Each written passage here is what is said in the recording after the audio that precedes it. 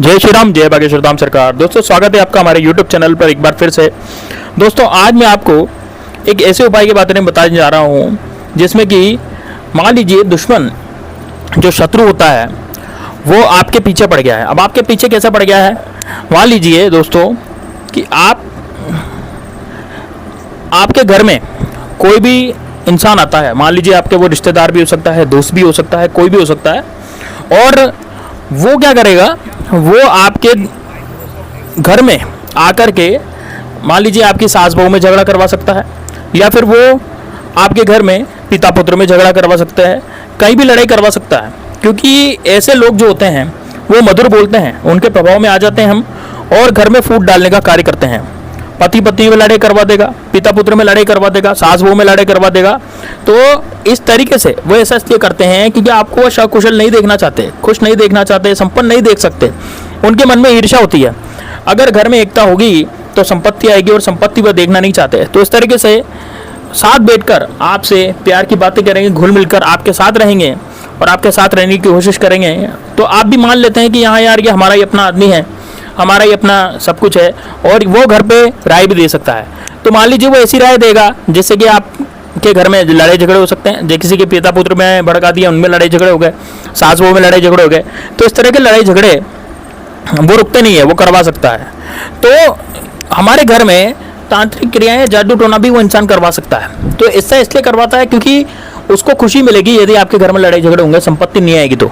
अब संपत्ति, धन संपत्ति, संपदा तो सबको बेकार लगती है ना, अपनी अपनी सबको पसंद होती है ना। मान लीजिए आपके घर में आज संपदा आती है तो सामने वाला ईर्ष्या करेगा, आपसे जलेगा, चिढ़ेगा। तो ऐसा इसलिए क्योंकि वो आपसे फिर उसका बदला लेने के लिए या तो व्यवसाय बंद करवा देगा, या आपकी नौकरी में तरक्की रोक देगा, या कई तरह के बहुत तरीके के जो टोने टोटके होते हैं, जादू टोने होते हैं, वो आप पर करवा देता है। तो दोस्तों, अब इसका जो बचाव है, इसका जो उपाय है, वो आज मैं आपके सामने लेकर के आया हूँ। बहुत ही अलग है क्योंकि सावन का महीना शुरू होने जा रहा है, और सावन के महीने में इस तरह के जो उपाय हैं वो किए जाते हैं। सावन के महीने में इस तरह का यदि उपाय आप कर लेंगे तो भोलेनाथ का ये उपाय होने जा रहा है। बहुत ही ज़बरदस्त उपाय है। सावन का महीना चल रहा है, अभी इस उपाय को कर सकते हैं। तो महीने में किसी भी दिन इस उपाय को कर सकते हैं दोस्तों, लेकिन सावन का महीना होना चाहिए। केवल सावन के महीने में ये उपाय कार्य करता है। तो आपको करना क्या है, आपको नीम लानी है, नीम तोड़ करके लानी है। अब नीम के पत्ती और डालियाँ आप तोड़ करके ले आइए, है ना। अब उसको सुखा लीजिए, मतलब उसको आपको सुखाना है, या तो आप सूखा हुआ नीम ही ले आए, है ना, उसको आप सुखा लें। ज़्यादा नहीं बोल रहा मैं, जैसे एक छोटी सी डाल ले आए, उसको सुखा लें घर पर, ठीक है। अब सुखाने के बाद आपको क्यों बोल रहा हूँ कि नीम का प्रयोग इतना बढ़िया रहता है। देखिए दोस्तों, क्या होता है, नीम जो होता है ना, उसके आसपास उसका जो आभा मंडल है वह हमेशा ऐसा रहता है कि उसके आसपास कोई भी नकारात्मक शक्तियाँ नहीं आ पाती। और किसी ने कुछ यदि आप पर कुछ कराया करवा दिया है, जादू टोना करवा दिया है, तो वो भी हाथों हाथ ही खत्म हो जाता है। या कोई ईर्ष्यावश आपसे कुछ करवा रहा है ना, तो वो भी खत्म हो जाता है। कोई आप पर तांत्रिक विद्या नहीं करवा सकता है यदि नीम आपके पास है तो। प्राचीन समय में महिलाओं को जब प्रसव होता था तो प्राचीन महिलाएं जो होती थी वो गेट पर, मुख्य द्वार पर नीम का झवरा टांग देती थी। उससे क्या होता था कि नकारात्मक शक्ति आपके घर में प्रवेश नहीं कर सकते थे। दोस्तों, यदि आप भी, अब मैं पूरा उपाय बताने से पहले आपसे रिक्वेस्ट करता हूं कि आपने इस वीडियो को लाइक नहीं किया तो लाइक जरूर करें और शेयर करें अपने दोस्तों के साथ। अब ऐसा इसलिए बोल रहा हूं क्योंकि दोस्तों, मैं बागेश्वर धाम बालाजी का भक्त हूं, और उन्हीं के आशीर्वाद से मैं आपको वीडियो बताता हूं, इस तरह के उपाय बताता हूं, और इस तरह के उपायों से आपका कार्य भी अवश्य रूप से होता है। ये वाला उपाय शिव जी का होने जा रहा है, भोलेनाथ का। भगवान भोलेनाथ जो आदि अनादि शंकर भगवान है, उनको, महादेव जी को ये उपाय बहुत ही ज़बरदस्त है। यदि आपने उपाय कर लिया तो आपके घर में से नकारात्मक शक्तियाँ तो दूर होंगी, साथ में आपके जो भी शत्रु है ना, उनका भी सर्वनाश हो जाएगा। वो शत्रु आप पर आंख उठा करके भी नहीं देखेंगे। अब नीम का प्रयोग है और भगवान शंकर पर करना है, और किस तरह से इसको करना है ध्यान से सुनिएगा दोस्तों। नीम जो होती है ना, उसको आपको लाना है। अब वो नीम ज़्यादा नहीं, मतलब थोड़ी सी मात्रा में ही नीम लाएं, और नीम ला करके आपको उसको सुखा लेना है, या सूखी भी नीम पेड़ पर भी मिलती है कितनी बार, तो वो ले आएँ। अब नीम को आपको क्या करना है, नीम को आपको जलाना है। जलाने के बाद इसकी राख बना लेनी है, और राख बना करके आपको इसको थोड़ा सा पानी में घोलना है। या एक काम कीजिए, आप तो राख बना लीजिए, पानी में अभी मत घोलिए। पहले आप राख बना लीजिए, राख बना लिए, सूखी राख का ही प्रयोग आपको करना है पहले। तो आपके घर में जो शिवलिंग है, जो सभी के घर में लगभग होता है। तो भगवान शंकर पर इसको सुबह जब आप पूजा पाठ करते हैं तो भस्मी के रूप में इस नीम की भस्म को आपको चढ़ाना है, ठीक है। शिवलिंग पर आसपास भस्म को चढ़ाना है। अब ये जो राख है इसको आप जब शिवलिंग के आसपास चढ़ा देंगे, जैसे कि महाकाल पे राख चढ़ती है ना, इस तरह से आपको राख भगवान शिव पर पूजा करके चढ़ाना है। अब राख चढ़ा करके आपको उसको 24 घंटे रखना है, फिर अगले दिन आप उसको उतार लें। अब ध्यान से इस बात का ध्यान देना है कि शिवलिंग को कोई भी चोट नहीं पहुंचनी चाहिए, शिवलिंग का कोई भी नुकसान नहीं होना चाहिए दोस्तों। राख को जब आप उतारेंगे तो इस उतरी हुई राख को, अब ये इतनी पावरफुल हो जाती है ये उतरी शिव जी की उतरी हुई राख कि अब जो आपने जो भस्मी चढ़ाई थी इसका और अलग हो जाता है। इसमें शक्ति और पावर इतनी ज़्यादा आ जाती है कि कोई भी नकारात्मक शक्ति, कोई भी तांत्रिक कुछ भी इसका नहीं बिगाड़ सकते। इवन दोस्तों भूत प्रेत भी इससे दूर भागते हैं। ऐसी पवित्र राख होती है कि भूत प्रेत भी निकट नहीं आते, भूत प्रेत भी इससे दूर भाग जाते हैं। इतनी जबरदस्त ये राख होती है। अब इस राख का आपको क्या करना है, थोड़े से पानी डाल करके थोड़ा सा पानी में इसको घोलना है। घोल करके आपको अपने घर के मुख्य द्वार पर या खिड़की पर या छत पर आपको क्या करना है, ओम नमः शिवाय लिखना है।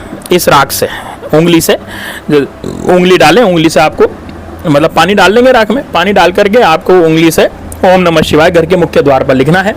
और घर के मुख्य द्वार पर लिखने के बाद इसी राख से उस पर आपको साथिया बना लेना है। साथिया मतलब स्वास्तिक का निशान आपको बना लेना है। अब आप इसको अपनी खिड़कियों पे भी कर सकते हैं, है ना, और इसको अपनी खिड़कियों पर, दरवाजों पर, सब पर बना सकते हैं। साथ ही में दोस्तों इसको आप छत पर भी जरूर बनाइए।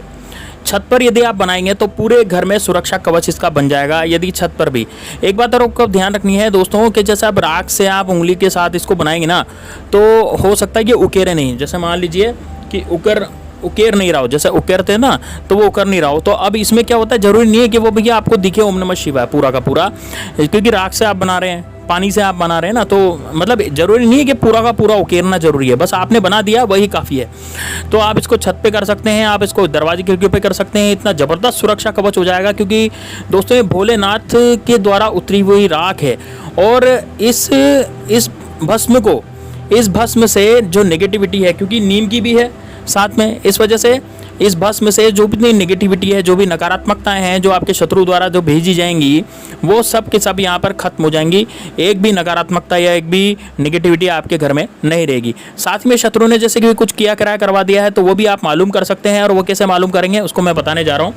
उसको मालूम करने का एक तरीका है दोस्तों कि एक बाजार से आप बहुत अच्छा सुंदर सा नींबू ले आएँ। अब बिल्कुल साफ़ सुथरा नींबू होना चाहिए, बिल्कुल स्वस्थ नींबू होना चाहिए और उस पर एक भी निशान नहीं होना चाहिए। नींबू ला करके आपको क्या करना है, अब आप नींबू ला करके क्या करेंगे, घर में सभी व्यक्तियों पर, पूरे घर में उसको घुमाएंगे और सभी व्यक्तियों पर 7-7 बार वारेंगे। और 7-7 बार वारने के बाद उस नींबू को आपको क्या करना है, उसको अपने गमले में या घर में कहीं मिट्टी है या फिर गमला है तो वहाँ पर आपको गाड़ देना है।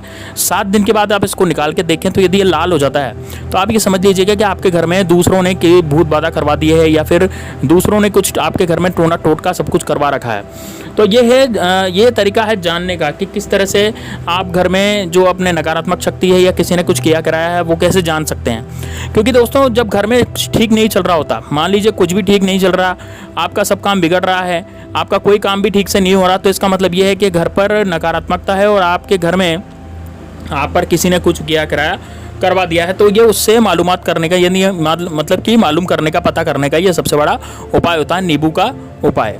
अब दोस्तों ये उपाय तो आप कर लेंगे। अब मान लीजिए नींबू लाल हो जाता है तो इसका मतलब ये हुआ कि आपको ये उपाय करना पड़ेगा। कौन सा? स्वास्तिक बनाने वाला, यानी नीम ला करके उसको सुखा करके उसकी राख बना करके भोलेनाथ के चढ़ा करके उनसे विनती करके फिर राख को उतारनी है, ध्यान रखना है। और उस राख से आपको सबसे पहले ओम नमः शिवाय लिखना, घर में घर के मुख्य द्वार पर लिखना सबसे पहले, फिर आप घर की छत पर लिख सकते हैं, घर के खिड़की दरवाजों पर लिख सकते हैं और उस पर स्वास्तिक बना देना है। दोस्तों यकीन मानिए, आपने यदि ऐसा कर दिया तो आपके जीवन में आपकी पुआरा 25 हो जाएगी। आपके जीवन में कभी भी कोई भी दुश्मन यदि आप पर कुछ करने की कोशिश करेगा तो ये सब खत्म हो जाएगा। अब ये राग का असर कितने दिन तक रहता है? 15 दिन तक रहता है।